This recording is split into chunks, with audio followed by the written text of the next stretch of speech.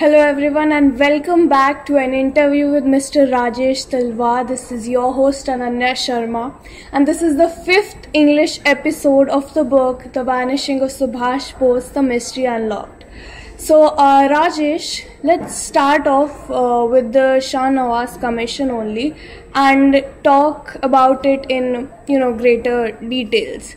So can you tell us about the findings of the report, the conclusion, and what do you think about that? Hi Ananya, it's good to be back with you, and let's discuss the Shahnaz committee report in greater detail today. I think we had a lot of discussion on many other issues before we've come to this episode, and people have been waiting for a concrete discussion of the report. It's good that you've asked what were the conclusions, because it was not a unanimous verdict. The Shahnaz committee, there were 3 members.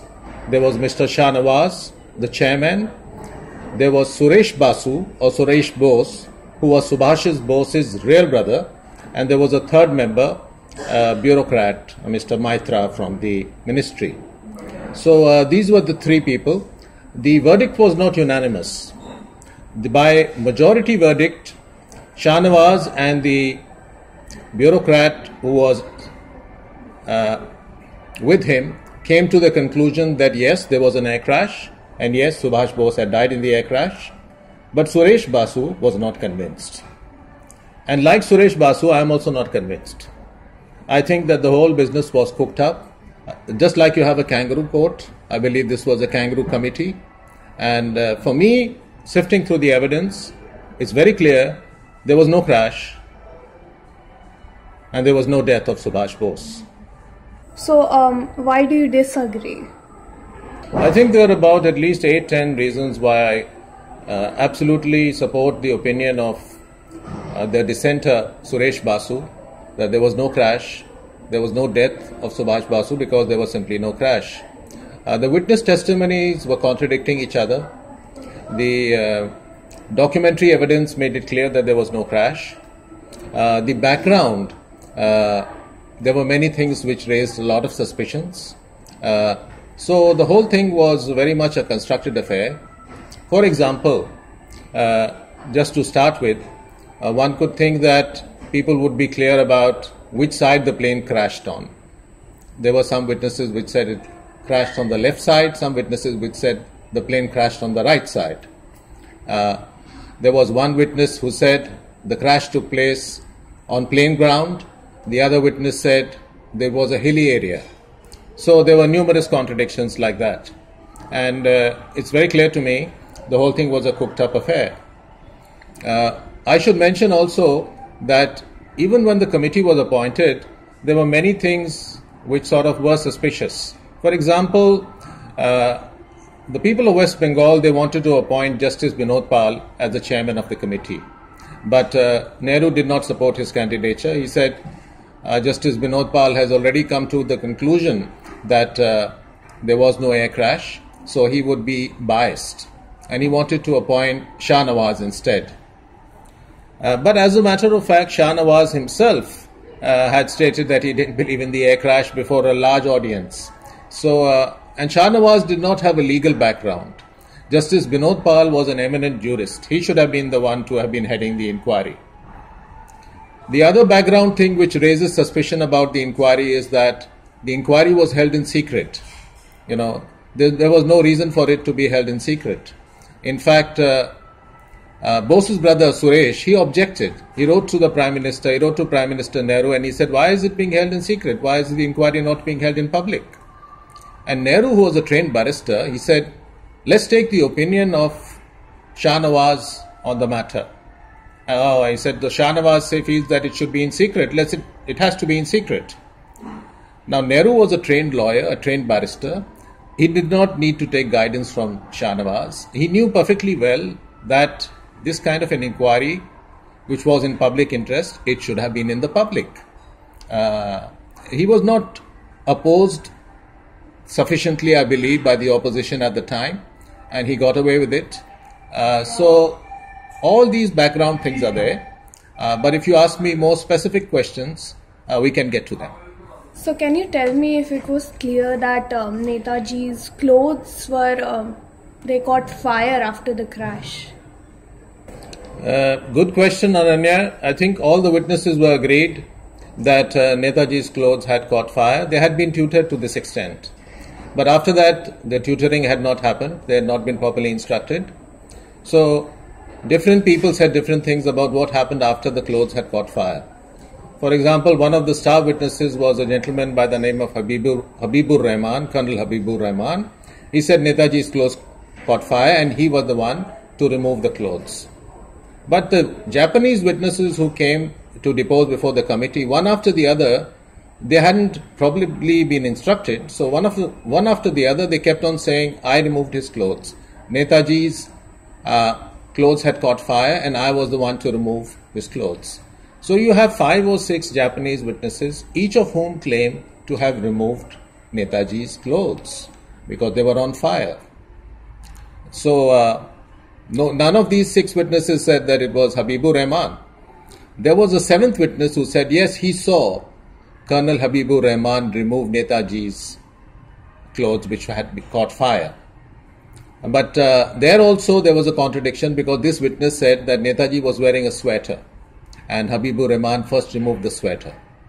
But Habibur Rahman's own testimony says that Netaji was not wearing a sweater. So it looks like a complete kangaroo kind of performance. You have 7 witnesses having claimed to do the same thing. Now, removing somebody's clothes is not something you can forget. I can forget the color of your jacket, whether it was grey or brown or, black. Memory can play tricks. But I cannot actually forget the physical act of removing somebody's clothes. So when 6 witnesses are claiming to have performed the same action, it becomes highly suspicious. And what did the committee conclude? The majority verdict, it said, well, all these witnesses are saying that they were the ones to remove the clothes.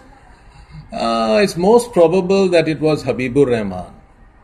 But, this is not a probability thing that 6 witnesses are saying they all did the same action and then you say probably it was Colonel Habibur Rahman because he was an Indian. He was the closest to Netaji. You might be close to somebody but you may not perform an action. And when there are 6 people saying exactly the same thing, it becomes very suspicious. Okay, so finally how many clothes were removed? Well, there's no consistency on that as well. The whole thing is full of contradictions. There are some witnesses who are saying, the Indian witnesses are saying that actually Netaji's trousers were only partially burned. 2 witnesses are saying this. So only the upper part of the clothing on the upper part of his body was removed. But the Japanese are not so preserving of Netaji's modesty. So they have 2 Japanese witnesses saying that no, his upper clothes and lower clothes had both caught fire, so they were completely removed. He was stark naked. You have another Japanese witness who says that his clothes also caught fire, but he rolled on the ground and he put them out. But Netaji's clothes had caught fire and he was standing there stark naked. So it's something unbelievable. You have 6 witnesses saying some things which are completely contradicting each other. So it's obviously a fabricated, cooked up business. I have no doubt that this kind of inconsistency raises grave doubts about whether the incident actually happened. So after the treatment, what was done? Was some antiseptic cream used or something like that? It's all nonsense. Ananya, there's no consistency. There are 2 doctors who deposed that a yellow paste was applied to the burns on Netaji's body. But there's a Japanese nurse who said that no paste was applied. She personally took olive oil and she applied it to his burns. And then the Japanese nurse goes on to say she slept in the next bed where Netaji was lying. So, no consistency. Somebody is saying that Netaji was given an injection, but the nurse says no, he was in such a terrible condition that no injection could be given. So, completely poor scripting. I mean, whoever organized the testimony of these witnesses must have been so foolish because they were just contradicting each other. Okay, so apart from the burns, what were the other injuries? No consistency there also. Colonel Habibur Rahman, who was the star witness, he said Netaji's face was badly injured. There was a deep cut on his face across his forehead, which was not only deep, but it was 4 inches long. And the rest of his face was also very badly damaged. But there are all the other witnesses who say nothing about how badly his face is injured. There's a doctor who deposes that says that face was okay, but only his heart was damaged. So, why does Habibur Rahman talk about this cut on the face? There's a reason for that. He says because the face was so badly damaged, he finally took a photograph of Netaji with the face covered. So Netaji's face was never photographed. The man died, and according to the star witness, his face was so badly damaged that he didn't have the heart to take his photograph. So the face was covered and the body was photographed, and that was said it was Netaji who died. But the other witnesses, they didn't come forward and say the same thing. They did not support the testimony of Habibur Rahman. They were talking about, that he had a heart problem, he had some other problem, no other witnesses. So it's obviously a cooked up business. It's an explanation given for why there is no photograph of Netaji, why there is no photograph of dead Netaji. There was a world war going on. It was easy to collect bodies of the similar size to Netaji. There were bodies lying all around. But this was East Asia. It would not be easy to find a person whose face looked like Netaji, even in a damaged form. So they didn't want to take the risk. For me, it's very clear the whole business was cooked up. Okay, so what did the committee find at the site of the crash? The committee found nothing at the site of the alleged crash. Why? Because the committee was not allowed to visit the crash site. The crash took place in Taiwan, and the committee was not allowed to travel to Taiwan. Why? Because Mr. Nehru expressly forbid the committee, you shall not go to Taiwan. Even the chairman said, let's go to Taiwan, Mr. Prime Minister, but Nehru said, no, you cannot go to Taiwan. So the committee actually never visited the site of the crash.